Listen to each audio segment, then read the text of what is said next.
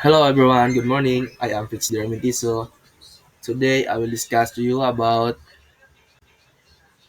control structures. So, what is control structures? Control structures are fundamental programming constructs that dictate the flow of execution in a program. They enable decision making, looping, and branching, allowing programmers to control how and when specific code blocks are executed based on certain conditions. Ang control structures daw is isa ka fundamental programming nga naga-construct o nag-dictate about sa flow sa og yun sa pag-execute ang isa ka program. Then they enable nila ang decision making, looping and branching. Gi-allow sa mga programmers nga mo control unsaon og asa ang specific nga code blocks para sa og ang pag-execute based on certain condition. So naa sila tulo ka basic structures. First is linear structures, relational structures, loop structures. First, ato i-discuss is ang linear structures. Linear structures. Linear structures, often referred to as linear data structures, are a, a type of data organization where elements are arranged in a sequential manner.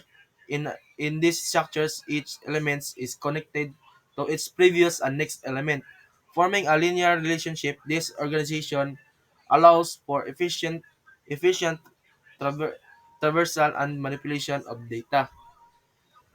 Ang linear structures daw referred referred to linear data structures.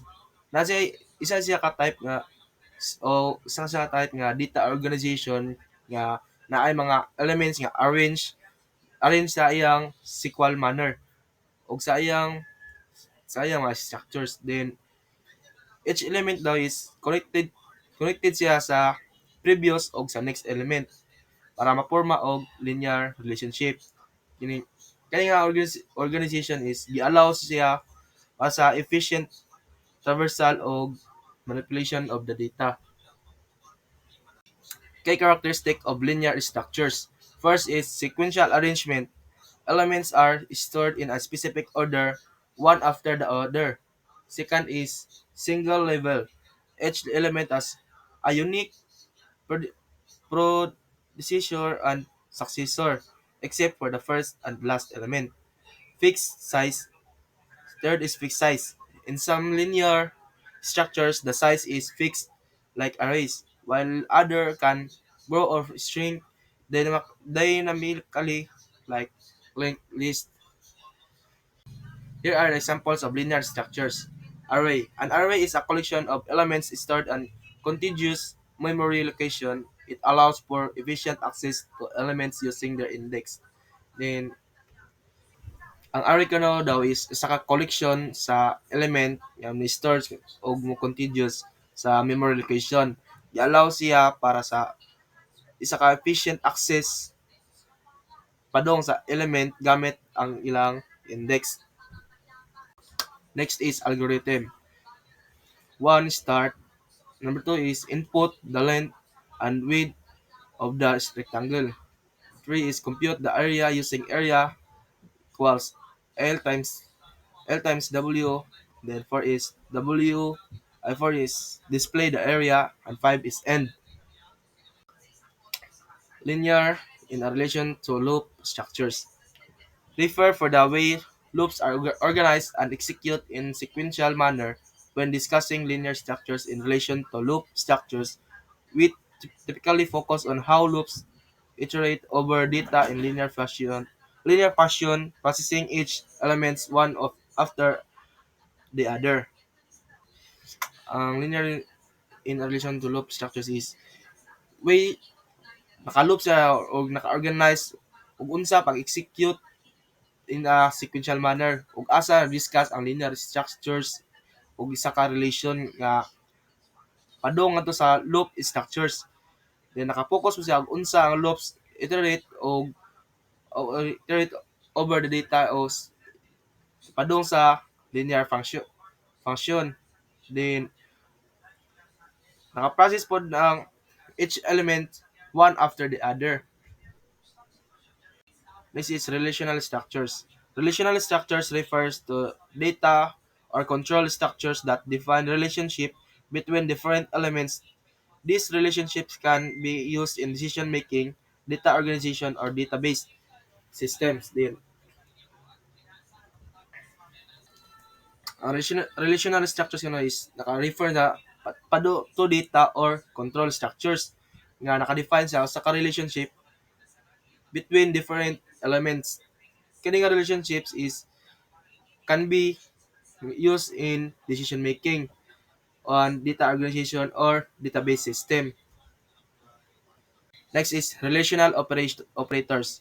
Relational structures often involve relational operators can that compare values. This operation returns true or false and for commonly used in selection if false and in iteration it loops.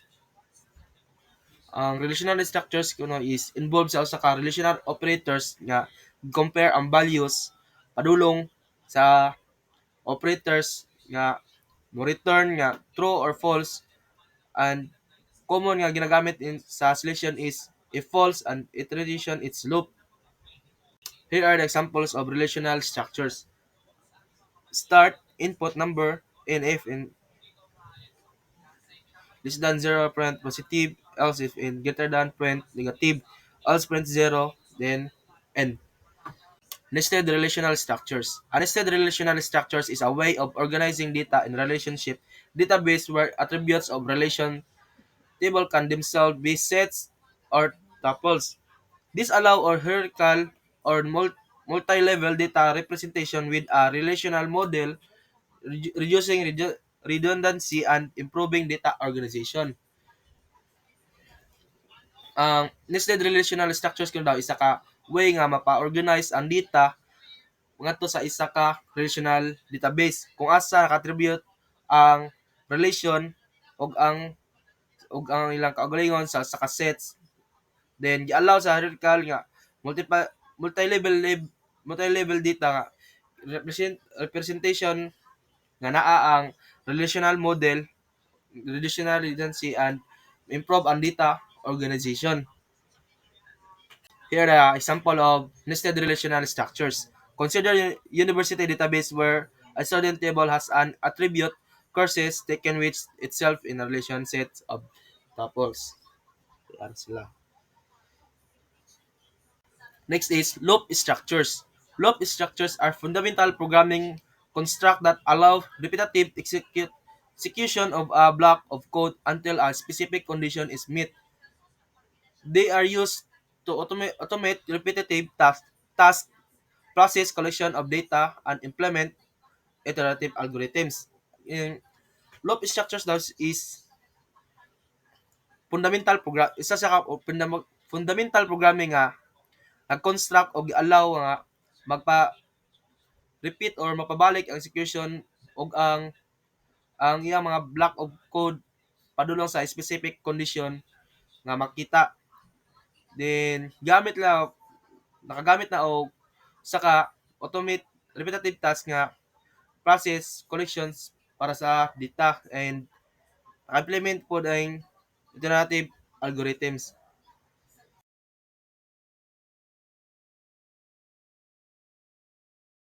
Infinite loop. An infinite loop is a loop that runs indefinitely because the termination condition is never met or does not exist. Infinite loops can be intentional, intentional, intentional, or potentially by a programming error. So,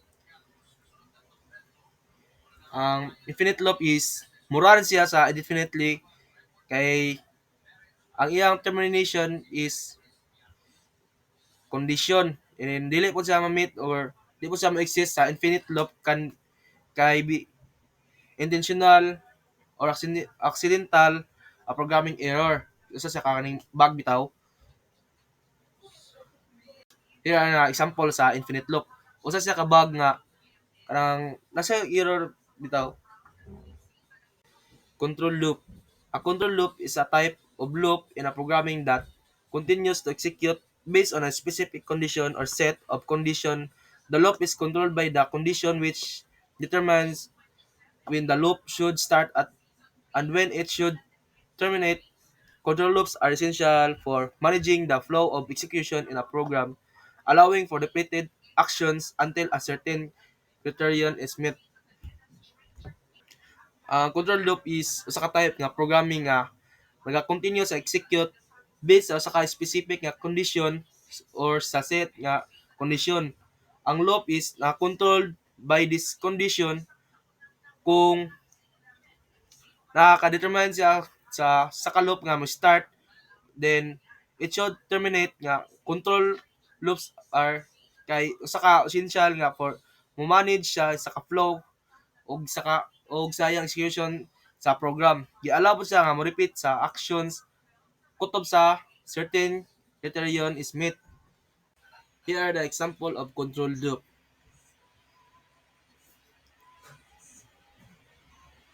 Next is thank you. That's it.